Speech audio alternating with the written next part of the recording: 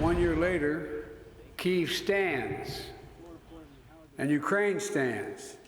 The Americans stand with you. Days before the anniversary of Russia's invasion of Ukraine, a major show of support and defiance. Air raid sirens sounded as President Joe Biden visited the capital of a country at war, where the United States has no troops on the ground and no control over the airspace. The blare of the sirens as Biden walked the streets of Kyiv with Volodymyr Zelensky underscoring the risks of a trip made in near secrecy. Biden brought with him the promise of another $500 million in military aid for Ukraine. Zelensky says long-range weapons the U.S. has not previously provided were up for discussion.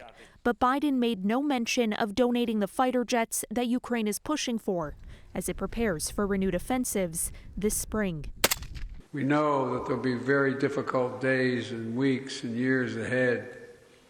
But Russia's aim was to wipe Ukraine off the map. Putin's war of conquest is failing.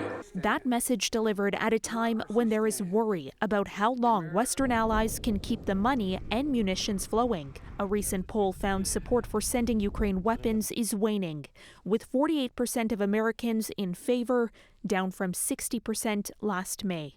But Biden used his visit to argue the outcome of this war is far too consequential, not only for Ukraine, but democracies everywhere. Freedom is priceless. It's worth fighting for as long as it takes, and that's how long we're going to be with you, Mr. President, for as long as it takes.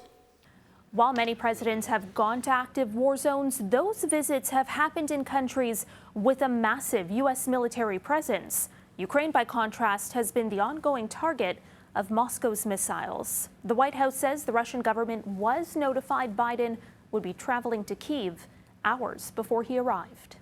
For City News, I'm Caryn Ceolin.